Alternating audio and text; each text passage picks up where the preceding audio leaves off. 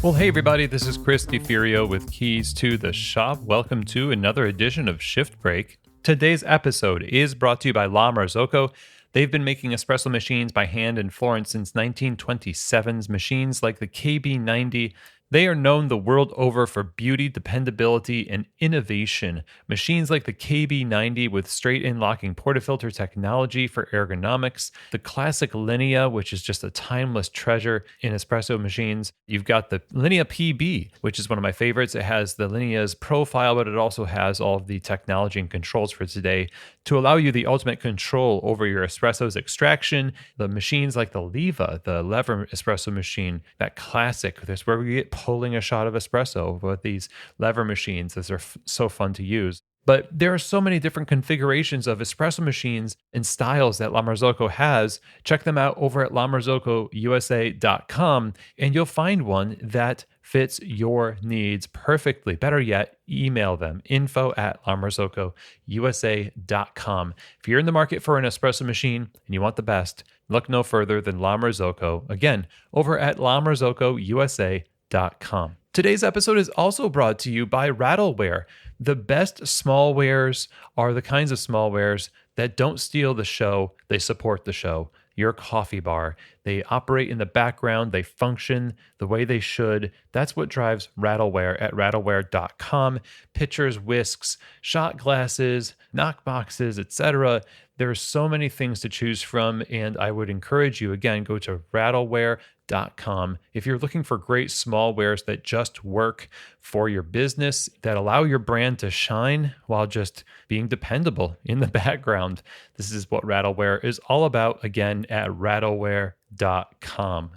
Okay, everyone. Well, today I wanted to talk to you about something that came up in a conversation with a client, and I thought it was really a great topic to bring to you on a shift break. So here we go. Here's one thing that we need to get right about hospitality, and not only hospitality to your customers, but also hospitality to your staff. I am definitely of the opinion that there are two groups of people that ultimately you are serving as an owner. That is your customers and your staff. And ultimately, the better you serve those folks, the better you can serve your family and yourself. As an owner, you want the return on your investment, the return on your mission. Ultimately, all of us at some point need to see the fruit of our labor personally, and it helps motivate us and helps fund our continued ventures into altruism and service to others and creating something truly beautiful. Now, what I want to talk about is one of the things that I got written up for early in my career. The first thing that happened was I got just fixated on the espresso machine. And there's lots of things that come up in a career that you need to improve. But this one in particular was, you work so much on the espresso machine, but ignore all of the other stuff around you. The condiment bar, for example, like a barista's job is not just to make coffee. A barista's job is to set the stage and to serve coffee, yes, but to prepare. The job of being a barista is really more about preparation and planning and caring and maintenance than it is actual serving. But it's all in service to these many, many hundreds of singular moments that come up. And at the time, I was just so fixated on coffee. I loved coffee, and I still love coffee. But then as a young barista, getting plugged into all this stuff, it was such an electric atmosphere. And I just wanted to watch that espresso flow from the portafilter like warm honey, and I wanted to make latte art, and I wanted to polish the chrome and all this stuff, but the world around me was crumbling. But to me, as myopic as I was at that point, I blame it on the passion, I suppose, it didn't matter as much because what mattered was me. I was serving coffee, not serving people. And really what you end up doing as you get more mature and you look at things with more wisdom, you see that all of this stuff matters. The experience matters. So the condiment bar matters, the bathroom matters, and all the details and your hospitality, your body language, your actual language, your coffee quality and consistency. So it is part of hospitality. So if you find yourself focusing on one thing as the key, that's not necessarily the case. Now, yes, it might be very important. And there are things that I think you have to prioritize. But at the same time, you can't just say, because this thing is important, other things can or should suffer. We really need to be able to create an environment where those things that matter, the many things that matter, are taken care of, because that's a form of hospitality to your customers so that they can walk in and they can feel comfortable, taken care of, and all the facets of the business that their senses take in and experience. So when they walk away altogether, that creates that was a nice place. I think I'll go back. Or I think I'll leave a good review.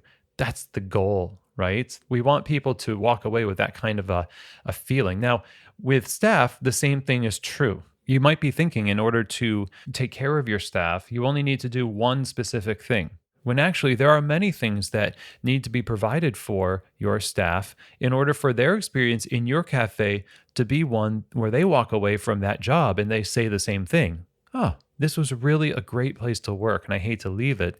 And we've gone over this a lot. There is a presentation that I used to give at Coffee Fest, and I also made this a podcast episode called Top 10 Ways to Lose Employees. I would encourage you in the show notes to check that one out if you haven't listened to it already. But providing hospitality as a multi-sensory experience where all the details matter for your customers also applies to your staff. And it's not just one thing that you do for each of those groups. It's many things, and they all matter. So it's tempting for me as a barista to focus on one thing and then think, if I do this one thing really well, it's the most important thing, and therefore everything else will be fine. But we all know that doesn't end up working out in the end. Somebody has to pull up the slack, or the customer suffers in one part of the experience. And the same thing is true with your staff. If you pay them really well, for example, you might think that is the best thing. But if you are a toxic boss who refuses to correct communication errors, even though you know you can and should, which this is my definition of toxic actually, is something that is not so much a mistake that you've made, but it's something that you already know is a mistake. It is a bad behavior. You've been told many times. You realize it, but you're like, you know what? Screw it. I'm not going to do anything about it. And I'm just going to continue it on. Let's just keep pushing the bad forward, right? That's what toxic is. And there's unfortunately a lot of people who, because they feel they're doing one or two things very well for their staff, almost out of resentment feel like they don't have to do the rest of it. And that's really bad because, first of all, it's not just hurting your staff, it's hurting you in the end. It's hurting the customer's experience because the culture and the resentment and the embitteredness and all this stuff that kind of snowballs from this mindset of, let's see what I can get away with. Even if you are paying people well, there's a bunch of other things that are peripheral focus points that are on the periphery that need to be excellent. And that's what it means to have sort of a holistic perspective on providing a great experience for people through coffee. Providing a great experience for people through coffee is what we do. And so you can't just focus in again on one main thing and think that that covers up for dropping the ball on a bunch of other things. That's why we have systems, because yes, it's true. You can't just give 100% of yourself to 12 things because, once 100% of yourself is given, there's nothing left over.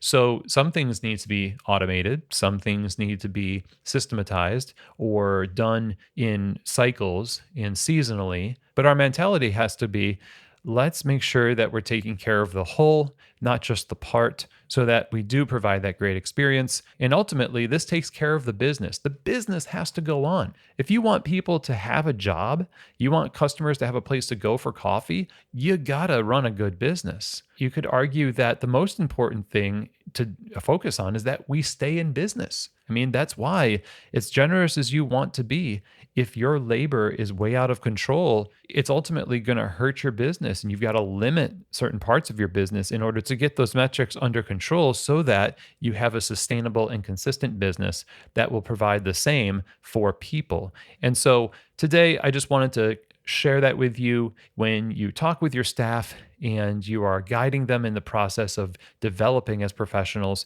give them the perspective that the whole picture, the big picture counts.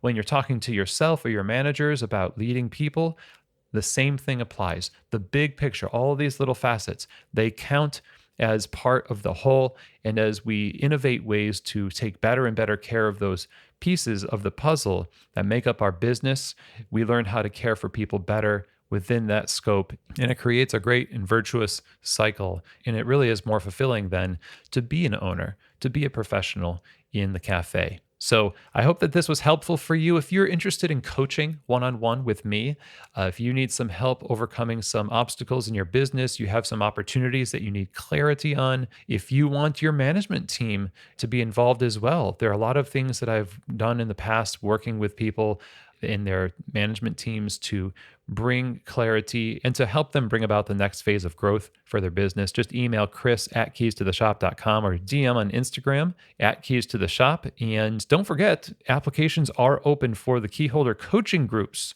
You just email chris@keystotheshop.com or you follow the form link in the show notes or on the Instagram profile.